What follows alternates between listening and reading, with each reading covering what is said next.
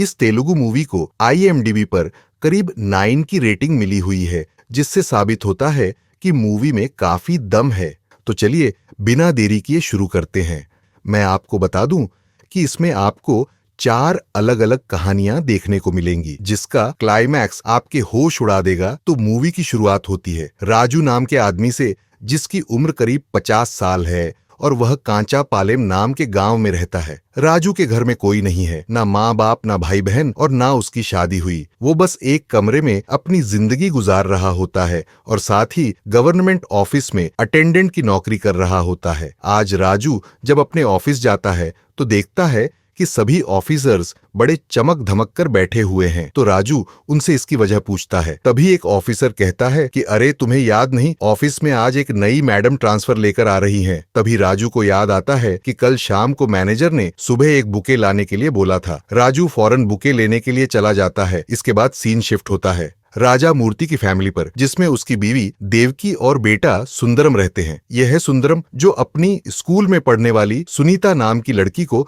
मन ही मन चाहता है। असल में बात करें तो वो सिर्फ सुनीता की वजह से ही स्कूल जाता है, वरना उसका मन पढ़ाई में बिल्कुल नहीं लगता। इसके बाद सीन शिफ्ट होता है अगली कहानी पर, जिसमें हमको अमोरू नाम का एक जिम ऑनर देखने को मिलता है। अमोरू के लोगों में जोसेफ नाम का एक लड़का भी होता है, जिस पर अमोरू को बहुत भरोसा होता है। काम चाहे जो भी हो, अमोरू हमेशा जोसेफ को ही वह काम करने के लिए भेजता था। फिर अगली कहानी में इंट्रोडक्शन होता है भार्गवी नाम की लड़की का, जो अपने डांस क्लासेस को खत्म करके अपने फादर के साथ घर वापस जा रही होती है। इसी बीच जोसेफ और उसके आदमी एक लड़के को पीट रहे होते हैं। दरअसल MLA ने फोन करके अमोरू को बोला था एक लड़के को सबक सिखाने के लिए, इसलिए अमोरू के कहने पर जोसेफ उस लड़के को सबक सिखा रहा था। तभी भार्गवी यह सब देखकर स्कूटर से उतरती है और जोसेफ और उसके दोस्तों को डांटते हैं कि अकेले आदमी को 3 लोग मिलकर मार रहे हो, शर्म नहीं आती क्या? जोसेफ ये सुनकर अपने आदमियों को रुकने के लिए बोलता है और फिर सभी अपने अपने रास्ते चले जाते हैं। इसके बाद सीन आता है राजू पर, जो ऑफिस में आई नई मैडम के लिए बुके ले आया है। मैडम का नाम है राधा। अब राजू पहले तो मैनेजर का वेट करता है, लेकिन जब मैनेजर नहीं आता तो वह खुद मैडम को कांग्रेचुलेशन बोलकर वो बुके दे देता है। राधा भी मुस्कुराते हुए थैंक यू बोलती है और यहाँ हमें पता चलता है कि राधा को तेलुगु नहीं आती, सिर्फ हिंदी आती है, और वहीं राजू को बीच बीच में थोड़ी थोड़ी हिंदी आती है। फिर हम देखते हैं गड्डेम नाम के आदमी को। तेलुगु में गड्डेम का मतलब होता है दाढ़ी। अब चूंकि इस आदमी की दाढ़ी काफी बड़ी है, इसलिए लोग इसको गड्ड नाम से ही बुलाते हैं। गड्ड में एक शराब की दुकान में काम करता है और यहाँ वो हमें पता चलता है कि रोज एक लड़की नकाब पहनकर वहां से शराब लेने आती है और गड्डमा उसे बाहर जाकर रोज एक बोतल दे देता है और वो लड़की उसे पैसे दे देती है। ये सब कुछ बहुत दिनों से चल रहा है, लेकिन आज तक दोनों के बीच कोई बात नहीं हुई है। जब आज गड्डम उस लड़की को शराब देकर वापस आता है तो उसका दोस्त कहता है कि अरे यार, ये कितने दिनों तक चलेगा, तो उस लड़की से अपने दिल की बात बोल क्यों नहीं देता? गड्डम कहता है कि भाई, मैं जैसे ही उसके पास जाता हूँ तो उसकी आंखें देखते ही मेरी बोलती बंद हो जाती है। तो ये थी 4 अलग अलग कहानियां। अब इस मूवी को ध्यान से देखिए, क्योंकि एक एक सीन की इसमें बहुत बड़ी वैल्यू है। हम देखते हैं राजू को, जिसकी रोज सुबह वॉक पर जाने की आदत है और वो जहां भी जाए लोग उससे यह सवाल कर ही लेते हैं कि राजू, इतनी उम्र हो गई, शादी कब करोगे? क्या तुमने सोचा है कि बुढ़ापे में तुम्हारा क्या होगा? राजू सभी की बातों को सुनता, लेकिन कभी किसी को जवाब नहीं देता। इधर भार्गवी आज डांस क्लास जाने के लिए तैयार हो रही होती है तो वो देखती है कि जोसेफ और उसके आदमी उसके घर के पास वाली बाउंड्री पर बैठे हुए हैं। भार्गवी को लगता है कि ये लोग उस दिन वाली बात के चक्कर में उसका पीछा करते हुए आज यहाँ आ गए होंगे, इसलिए वह अपने मोहल्ले के कुछ लोगों को इकट्ठा करके जोसेफ और उसके आदमियों को पिटवा कर वहां से भगा देती है। फिर हम देखते हैं सुंदरम को, जिसकी क्लास में आज एक नई टीचर आई है। तो जैसा हर स्कूल में होता है, वैसा ही यह टीचर सभी बच्चों से इंट्रोडक्शन के लिए कहती है। अब सुंदरम का दोस्त उससे कहता है कि ये अच्छा मौका है, सुनीता अपने बारे में जैसा जैसा बोले तो वैसा ही बोलना, इससे उसको लगेगा कि तुम्हारे और उसके ख्याल मिलते जुलते हैं और वो इम्प्रेस हो जाएगी। खैर, सुनीता की बारी आती है तो वो कहती है कि मुझे गाना गाना पसंद है। इसके बाद टीचर उससे थोड़ा सा गाने के लिए भी कहती है, जिसे सुनकर सभी तालियां भी बजाते हैं। लेकिन जैसे ही बेचारे सुंदरम की बारी आती है, वैसे ही स्कूल की घंटी बज जाती है और वो मायूस हो जाता है।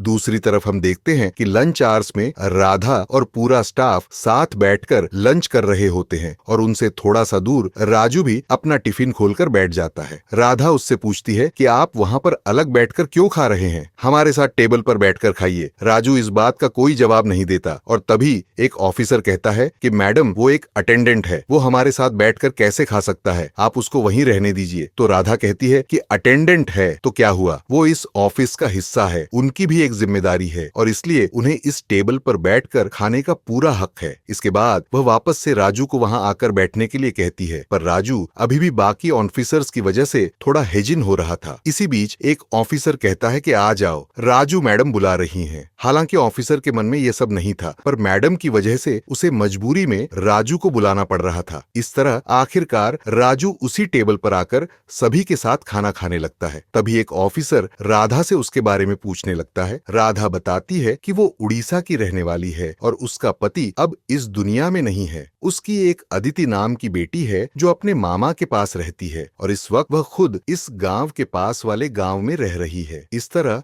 धीरे धीरे अब सभी लोग राधा को अपनी फैमिली के बारे में बताने लगते हैं और राजू थोड़ा अनकंफर्टेबल फील करने लगता है क्योंकि उसे नहीं पता था कि वो आखिर अपने बारे में कैसे बताएगा। तभी राधा उससे उसके बारे में पूछती है तो राजू बेचारा चुप ही रह जाता है। वो मैडम मैडम कर रहा होता है कि तभी एक ऑफिसर उसका मजाक उड़ाने लगता है कि इसकी तो शादी ही नहीं हुई, ये क्या जाने परिवार क्या होता है, पता नहीं बुढ़ापा कैसे गुजरेगा। राधा ये सुनकर एकदम से चुप हो जाती है और राजू भी मायूस होकर अपना खाना खत्म करके वहां से चला जाता है। अब हम देखते हैं सुंदरम के फादर राजा मूर्ति को राजा मूर्तियां बनाने में इतना होशियार होता है कि उसके मालिक की दुकान असल में उसी की वजह से चल रही होती है। पर राजा मूर्ति हकला कर बोलता है, अपनी बात शुरू करके खत्म करने में उसे वक्त लग जाता है। यही वजह है कि उसने अभी तक अपना खुद का काम शुरू नहीं किया। खैर उधर गड्डेम के दोस्त आज एक प्रोस्टिट्यूट को उसके पास लेकर आते हैं और कहते हैं कि जाओ उसके साथ टाइम स्पेंड करो, इससे तुम्हारी शर्म निकल जाएगी और तुम उस लड़की से बात कर पाओगे। गड्डेम दिल का साफ होता है, इसलिए वो समझ नहीं पाता कि प्रोस्टिट्यूट के साथ समय बिताकर वो उस लड़की से बात कैसे कर पाएगा। पर दोस्तों के बार बार फोर्स करने पर वो आखिरकार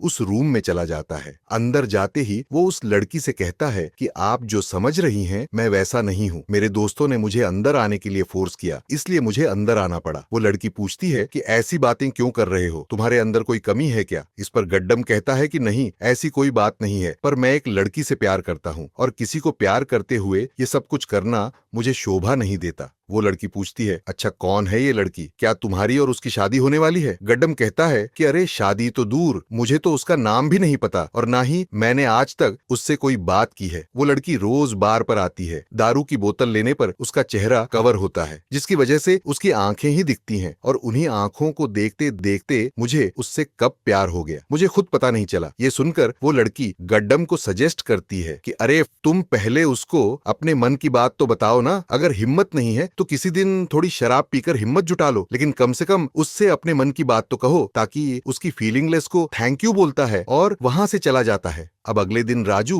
रोज की तरह वॉक करते करते एक जगह पर आता है जहां कुछ बच्चे वॉलीबॉल खेल रहे होते हैं। वो उन बच्चों को बीच बीच में खेलने के कुछ टिप्स देता रहता है, जिससे इरिटेट होकर उसी के मोहल्ले का एक बच्चा कहता है कि अरे अंकल तुम्हारे बच्चे नहीं है ना, तो तुम हमें क्यों सिखा रहे हो, खुद तो अपने घर से बाहर नहीं निकलते, ना किसी से बात करते, इसलिए हमें ज्ञान मत दो। ये सुनकर राजू को गुस्सा आता है कि अब बच्चे भी उसको ताना मारने लगे। वो वहां से बड़बड़ा हुए वापस घर की तरफ आ ही रहा होता है कि तभी एक पड़ोसन दादी उससे कहती है, राजू आज ज्योतिषी ने मुझे कहा है कि मेरे पास बस 1 साल बचा है बेटा, मैं चाहती हूँ कि मरने से पहले तुम्हारी शादी देख जाऊं और बच्चों को खिला जाऊं। ये सुनकर अब राजू का दिमाग और ज्यादा ठनक जाता है। वो कहता है, ठीक है बुढ़िया, चलो हम दोनों मिलकर आज ही शादी कर लेते हैं और कुछ महीनों में तुम मुझे एक बच्चा पैदा करके दे जाना और फिर मर जाना, ठीक है ना। ये सुनकर दादी भी चिढ़ जाती है और वहां से चली जाती है। उधर भार्गवी को पता चलता है कि उसकी सहेली को कुछ दिनों से एक लड़का बहुत ज्यादा तंग कर रहा है, इसलिए भार्गवी कहती है कि तुम परेशान मत हो और वो उसे अमोरू के पास ले जाती है। वहां जाकर वह उसका वेट करने लगती है तो उसकी सहेली उससे पूछती है कि तुम इनको कैसे जानती हो और ये कौन है। भार्गवी बताती है कि एक दिन अमोरू भाई के पीछे कुछ गुंडे पड़े थे, तब ये मेरे घर आकर छुप गए। गुंडे भी उन्हें ढूंढते हुए मेरे घर आए, लेकिन मैंने अमोरू भाई के बारे में कुछ नहीं बताया। उस दिन अमोर ने मुझे अपनी छोटी बहन बना लिया। लिया और कहा कि जब भी तुम्हें कोई दिक्कत हो या कोई परेशान करे तो मुझे आकर जरूर बताना। इसके बाद अगर मुझे कोई दिक्कत आती है तो मैं उन्हीं के पास आती हूँ। खैर इतनी देर में अमोरू वहाँ आ जाता है और भार्गवी उसे अपनी सहेली की परेशानी बताती है। ये सुनकर अब अमोरू जोसेफ और उसके आदमियों को बुलाता है और जैसे ही भार्गवी जोसेफ को देखती है तो अमोरू से कहती है, ये लड़का तो उस दिन एक लड़के को बुरी तरह से मार रहा था भाई, ये आपका आदमी है। अमोरू भार्गवी को कुछ समझाता उससे पहले जोसेफ कहता है कि भाई यही वो लड़की है जिसने अपने लड़कों को बिना वजह अपने मोहल्ले के लोगों से पिटवा दिया था। अमोरू समझ जाता है कि भार्गवी को गलत फहमी हुई है, लेकिन फिर वह जोसेफ से कहता है कि तुम भार्गवी से माफी मांग लो। अब जोसेफ अमोरू की बहुत रिस्पेक्ट करता था, इसलिए वह उसके कहने पर भार्गवी को सॉरी बोल देता है। अमोरू अब जोसेफ से कहता है कि एक लड़का भार्गवी की सहेली को परेशान कर रहा है, जरा जाओ और उसे अपनी भाषा में समझा कर आओ। इसके बाद उसकी फ्रेंड जोसेफ को उस लड़के का घर दिखाती है, जहां जाकर जोसेफ और उसके आदमी उस लड़के को अच्छा सबक सिखाते हैं। इसके बाद भार्गवी जोसेफ को थैंक यू बोलती है। जोसेफ उससे कहता है कि मैडम, उस दिन जब मैं एक गलत आदमी को इसी तरह पीट रहा था तो आप रास्ते में मुझे डांट रही थी, और अब जब आपकी फ्रेंड के ऊपर बात आई तो आपको मेरा काम अच्छा लग रहा है। रहने दीजिए, मुझे आपका थैंक यू नहीं चाहिए। अब भार्गवी उसे इसके लिए सॉरी बोलती है, जिसके बाद दोनों में दोस्ती हो जाती है और फिर सभी आपस में अगले फेस्टिवल के दिन साथ में लंच करने का प्लान बनाते हैं। अब स्टोरी आती है राजू के ऑफिस पर, जहां लंच में एक आदमी राधा को मिठाई देने लगता है। राधा कहती है, नहीं नहीं, मैं मिठाई नहीं खाती, मुझे शुगर है। इतनी देर में मेन राजू कहता है कि अरे मैडम, आपको शुगर है? मुझे देखिए, मैं 50 साल का होने वाला हूँ ना, मुझे कोई शुगर है ना कोई दूसरी तकलीफ, क्योंकि मैं रोज सुबह वॉक पे जाता हूँ। वैसे आप भी सुबह वॉक पर जाया कीजिए, शुगर की बीमारी में इससे आराम मिलता है। राधा कहती है, मैं कई दिनों से सोच भी रही थी वॉक के लिए, लेकिन जा नहीं पाई, पर अब मैं कल से शुरू करूंगी। उधर हम देखते हैं राजा मूर्ति को, जो अपने मालिक से झगड़ा कर रहा होता है। दरअसल आने वाले फेस्टिवल पर उसके मालिक ने सैलरी बढ़ाने को कहा था, लेकिन अब वह अपनी बात से मुकर रहा है। ऊपर से हकलाहट की वजह से राजा मूर्ति अपनी बात ठीक से रख नहीं पाता और दोनों में झगड़ा बढ़ जाता है। इसी बीच राजा मूर्ति कहता है कि ठीक है, मैं काम छोड़कर जा रहा हूँ और अपना खुद का काम शुरू करूंगा। मुझे बेईमान लोगों की जरूरत नहीं जो दूसरों की मेहनत का खाते हैं। यह सुनकर मालिक भी जोश में कह देता है कि ठीक है, जाओ, लेकिन उसे पता है कि राजा मूर्ति जैसी आर्ट किसी के पास नहीं है। उसकी मूर्तियां राजा मूर्ति के नाम से ही बिकती थीं, पर क्या करे, अपनी नाक कटने के डर से वो उसको नहीं रोकता। अब राजा मूर्ति अपनी वाइफ देवकी के जबरों को और अपने घर को गिरवी रखकर कुछ पैसे उधार लेता है ताकि अपना नया काम शुरू कर सके, पर उसके मन में यह चल रहा होता है कि नए काम में नुकसान हो गया तो फिर देवकी उसे समझाती है कि पहले अपना काम शुरू नहीं करो और किसी व्यापारी से मूर्तियां बनाने का कॉन्ट्रैक्ट ले लो, इससे पैसे भी आते रहेंगे और जब पैसे ज्यादा हो जाएं तो अपना काम धीरे धीरे शुरू करना। राजा मूर्ति भी समझ जाता है कि यही सबसे अच्छा डिसीजन होगा। खैर उधर गड्डमाज 2 घूंट लगा लेता है ताकि उस लड़की से अपने दिल की बात कह सके। अब वक्त करीब आता है और फिर वो उस लड़की को बोतल देकर उसका पीछा करने लगता है। थोड़ी दूर जाकर वो लड़की गड्डम को मुड़कर देखती है और पूछती है कि मेरा पीछा क्यों कर रहे हो? गड्डम कहता है कि मैं आपको इतने सालों से देख रहा हूँ और इसी बीच आपसे प्यार कर बैठा हूँ और शादी भी करना चाहता हूँ। वो लड़की उससे कहती है, ठीक है, तुमने अपने दिल की बात कह दी, अब मुझे सोचने के लिए थोड़ा वक्त दो। इसके बाद गड्डेम उससे उसका नाम पूछने लगता है, तो वो कहती है कि मेरा नाम सलीमा है। गड्डेम कहता है कि मैंने आज से पहले कभी आपका पीछा नहीं किया और ना आपका चेहरा देखा, क्या आप मुझे अपना चेहरा दिखा सकती हैं? यह सुनकर वो लड़की पहले थोड़ा सोचती है और फिर अपना फेस कवर हटा लेती है। उसके फेस को देखते ही गड्डम के तो होश ही उड़ जाते हैं, क्योंकि यह लड़की कोई और नहीं बल्कि वही प्रोस्टिट्यूट थी जिससे वो उस रात मिला था गड्डेम। अब रोते रोते और बिना कुछ कहे वहां से वापस आ जाता है। उधर दूसरे दिन राधा सच में वॉक पर जाना शुरू कर देती है, जहां उसे राजू मिलता है और वो उसे शुगर को ठीक करने वाला योगा भी सिखाने लगता है। उधर राजा मूर्ति भी एक बड़े व्यापारी के पास कॉन्ट्रैक्ट के लिए जाता है, जो उसे समझाता है कि इस तरह कोई तुम्हें कॉन्ट्रैक्ट या एडवांस पैसा नहीं देगा। मेरे पास एक पार्टी है, तुम्हें पहले उसे एक मूर्ति बनाकर दिखानी होगी। अगर वो मूर्तियां उनको पसंद आ गई तो तुम्हें एक नहीं 100 मूर्तियों का ऑर्डर एक साथ मिल जाएगा और उनका पैसा भी अगर तुम कहो तो मैं उनसे बात कर लूं। राजा मूर्ति कहता है कि ठीक है, मैं अपनी बीवी से इस बारे में बात करके आपको कल बताता हूँ। वहीं दूसरे दिन अब गड्डम रोज की तरह सलीमा को वो बोतल देता है और आज फिर से उसे फॉलो करने लगता है। सलीमा कहती है कि आज क्यों फॉलो कर रहे हो, कल तो तुम भाग गए थे ना। गड्डम कहता है कि नहीं, मैं आपको बताने आया हूँ कि मैं आपसे सच्चा प्यार करता हूँ और सिर्फ आपसे ही शादी करूंगा। इसलिए मैं आपसे रिक्वेस्ट करता हूँ कि आप इस काम को छोड़ दीजिए और मुझसे शादी कर लीजिए। यह सुनकर सलीमा हंसने लगती है और कहती है कि जाओ यहाँ से और अपने प्यार के भूत को उतार दो। हम जैसी लड़कियों से कोई सच्चा प्यार नहीं कर सकता। तुम्हारे जैसे जाने कितने आए, वादे किए और फिर चले गए। गड्डम कहता है कि सलीमा, तुमने मुझे उस रात बोला था ना कि शराब पीकर अपने दिल की बात उस लड़की से कह देना। देखो, मैंने वैसा ही किया, जबकि मैंने तुमको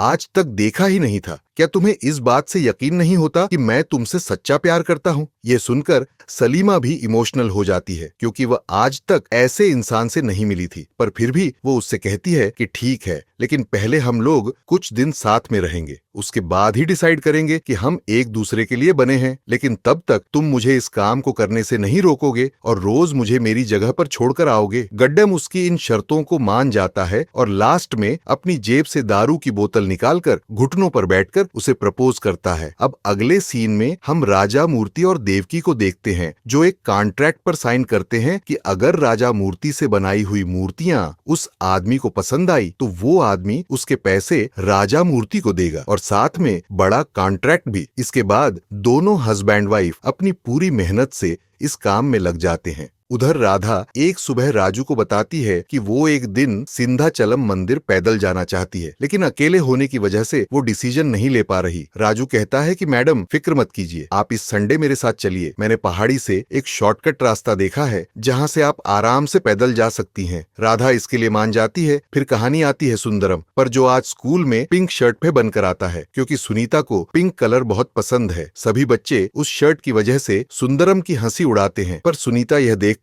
उल्टा सुंदरम के पास जाकर ही बैठ जाती है। यह देखकर सुंदरम की खुशी का तो ठिकाना ही नहीं रहता और वो कहता है, सुनीता, तुम बहुत अच्छा गाना गाती हो, तुम्हें सिंगिंग कंपटीशन की तैयारी करनी चाहिए। सुनीता कहती है, मैं भी सिंगर बनना चाहती हूँ, लेकिन एक तो मेरे पास गानों की किताब नहीं है, इसलिए मैं उसके बोल भूल जाती हूँ और ऊपर से मेरे पापा को मेरा गाना पसंद नहीं। पता नहीं मैं कभी सिंगर बन पाऊंगी या नहीं। ये सुनकर सुंदरम उससे कहता है कि तुम एक दिन सिंगर जरूर बनोगी, सुनीता देख लेना। इसके बाद वो फौरन स्कूल से भागकर मार्केट में गानों की किताब लेने चला जाता है और किताब लेकर सबसे पहले घर आता है, जहां राजा मूर्ति एक डिजाइन पर काम कर रहा था, जो कि भगवान श्री गणेश की मूर्ति थी। भगवान श्री गणेश को थैंक यू बोलता है, क्योंकि सुबह स्कूल जाते वक्त उसने भगवान से विश मांगी थी कि आज उसकी बात सुनीता से हो जाए। इसके बाद वह वापस स्कूल जाकर गानों की किताब सुनीता को दे देता है, जिसे देखकर अब सुनीता भी सुंदरम से इम्प्रेस हो जाती है। उधर संडे वाले दिन राजू और राधा पहाड़ी के रास्ते से मंदिर की तरफ निकल पड़ते हैं, पर काफी देर चलने के बाद अब राधा थक जाती है और शुगर की वजह से उसके पैरों में दर्द होने लगता है। ये देखकर राजू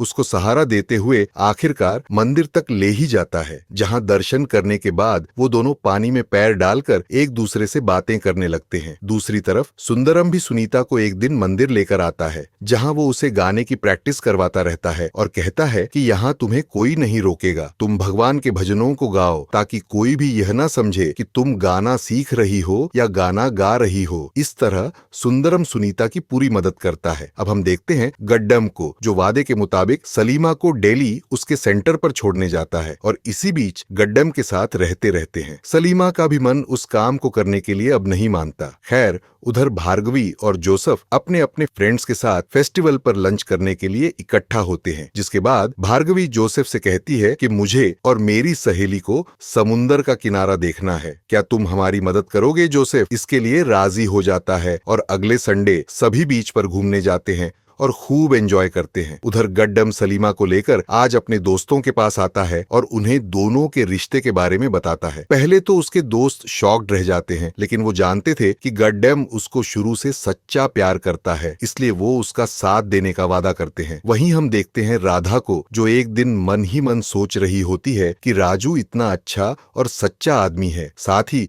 उसके अंदर किसी तरह का छल कपट नहीं है। फिर वो सोचती है कि जब उसकी उम्र हो जाएगी तो वह अपनी जिंदगी कैसे गुजारे। साथ ही उसकी बेटी की भी शादी हो जाने के बाद वो भी अकेली रह जाएगी, तो क्यों ना वो राजू से शादी की बात करे। और इस तरह एक दिन राधा आखिरकार राजू से उन दोनों की शादी की बात करती है, जिसे सुनकर राजू के होश ही उड़ जाते हैं और वो कोई जवाब नहीं देता। इसके बाद हम देखते हैं जोसेफ और भार्गवी को, जो एक दूसरे से प्यार करने लगते हैं, और साथ में अमोरू को भी जब ये पता चलता है तो वो भी उनका फुल सपोर्ट करने का वादा करता है। उधर राजू शाम के वक्त अपने दोस्तों को राधा के प्रपोजल के बारे में बताता है और कहता है कि जब मैडम ने वो सब कहा तो मैं कुछ जवाब नहीं दे पाया और वहां से भाग आया। यह सुनकर एक दोस्त कहता है कि तुम भी पागल हो, कोई तुमसे शादी की पूछ रहा है और तुम भाग आए। कम से कम कुछ जवाब तो देते कि सोच कर बताता हूँ या कल बताता हूँ। इसके बाद सभी दोस्त उसे शादी करने की सलाह देते हैं, क्योंकि वह जानते हैं कि जिंदगी में जीवन साथी का होना कितना जरूरी है। राजू आज इस बात को सोचते सोचते इतना खो जाता है कि वहीं पास में एक घर के बाहर जाकर बैठ जाता है और कब उसकी आंख लग जाती है पता ही नहीं चलता। सुबह होने पर सब देखते हैं कि राजू एक बच्चे के पास सोया हुआ है। यह देखते ही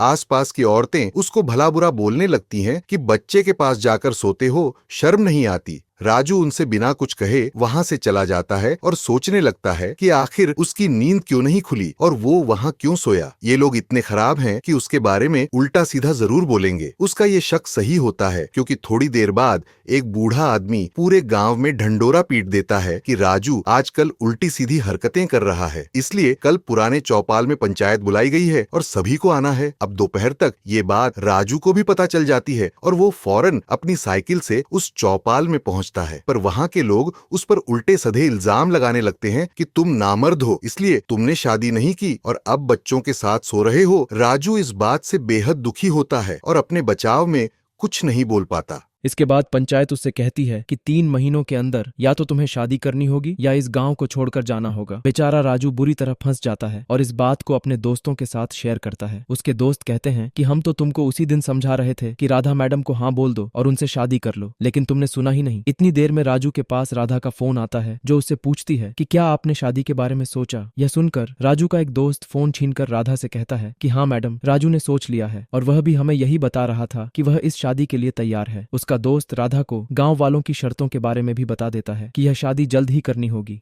इस जवाब के बाद अब राधा इस बारे में अपनी बेटी अदिति को बताती है, लेकिन वह इसके लिए राजी नहीं होती। वह कहती है कि माँ, तुम इस उम्र में शादी करोगी, लोग क्या कहेंगे। इस पर राधा उसे राजू के बारे में बताती है और समझाती है कि यह शादी की असली वजह है। जिसके बाद अदिति कहती है कि ठीक है, लेकिन पहले मुझे उनसे मिलना होगा। उधर हम देखते हैं कि जोसेफ भार्गवी के साथ कहीं जा रहा होता है तो रास्ते में ईसाइयों का एक प्रवचन चल रहा होता है, इसलिए वो वहां रुककर भगवान को भार्गवी के लिए थैंक यू कहता है। इस बीच हम देखते हैं भार्गवी के पिता को, जो ठीक उसी जगह किसी काम से आया था और वह भार्गवी को जोसेफ के साथ उस प्रवचन में देख लेता है। इधर अदिति भी अगले दिन राजू से मिलने पार्क में जाती है और उससे सवाल करने लगती है कि आखिर आपने आज तक शादी क्यों नहीं की। राजू कहता है कि बेटा, मेरा कोई नहीं है, काम के बीच मुझे कभी इस बारे में ख्याल नहीं आया। हाँ, एक उम्र थी जब मेरी शादी होनी चाहिए थी, लेकिन कुछ मजबूरियों की वजह से मैं शादी नहीं कर पाया। अदिति अब एक साथ राजू से बहुत सारे सवाल करने लगती है कि अगर आपने मेरी माँ को शादी के बाद छोड़ दिया या उनको धोखा दिया तो उनका क्या होगा, उनका ख्याल कौन रखेगा। राजू उसे आखिर में सभी बातों का बस एक ही जवाब देता है कि देखो बेटा, इस उम्र में कोई आदमी धोखा देने के लिए शादी नहीं करता, बल्कि इस उम्र में शादी करने की बस एक ही वजह होती है, वो है एक दूसरे का साथ देना और एक दूसरे का ख्याल रखना। इसके बाद अदिति अपनी माँ को फोन करके बताती है कि मुझे आपके साथ ई राजू जी बहुत पसंद आए, मेरी तरफ से इस शादी के लिए पूरी हाँ है। यह सुनकर राधा खुश हो जाती है और पंडित से शुभ मुहूर्त की बात करती है, क्योंकि वो जानती थी कि शादी जल्दी करनी होगी, वरना गांव वाले राजू को घर से निकाल देंगे। उधर भार्गवी के पिता उससे पूछते हैं कि तुम वहां क्या कर रही थी और वो लड़का कौन था। भार्गवी पहले तो झूठ बोलती है, लेकिन ज्यादा जोर देने पर वो अपने फादर को सब कुछ सच बताते हुए कहती है कि जोसेफ बहुत अच्छा लड़का है और मैं उसी से शादी करूंगी। यह सुनकर उसका पिता बहुत भड़क जाता है कि मैं एक ब्राह्मण हूँ और वो एक ईसाई है, अगर तुमने उससे शादी की तो मैं खुद को मार लूंगा। खैर, उधर अमोरू भी जोसेफ के लिए बाहर शहर में अच्छी सी नौकरी का इंतजाम करता है, क्योंकि वो चाहता था कि जोसेफ इस मार पिटाई के काम को छोड़कर नौकरी करें और भार्गवी को शादी के बाद अच्छे से रखें। जो जोसेफ अमोरू के इस डिसीजन से बहुत इमोशनल हो जाता है और उसको थैंक यू बोलता है। इधर आज 15 अगस्त के दिन सुनीता स्कूल में गाना गाती है तो पास से गुजर रहा उसका पिता उसकी आवाज सुनकर फौरन स्कूल के अंदर आ जाता है और उसको 2-4 थप्पड़ लगाकर टीचर से कहता है कि मुझे अपनी बेटी को ऐसे स्कूल में नहीं पढ़ाना जहां बच्चों को पढ़ना लिखना तो कम और नाचना गाना ज्यादा सिखाया जाता हो। वहीं दूसरी तरफ राधा का भाई उसको इस उम्र में शादी करने के लिए मना करता है कि सोसाइटी के लोग क्या कहेंगे, तुम्हें अपनी इज्जत की फिक्र नहीं तो अपने भाई की इज्जत की। के बाद वो राधा को राजू से बात करने के लिए मना कर देता है और बेचारी राधा यह सब सुनकर बहुत दुखी होती है। उस तरफ गड्ढ में एक रात चोरी चुपके सलीमा के पास जाता है जहां वो दोनों बैठकर काफी देर बातें करते हैं और आने वाले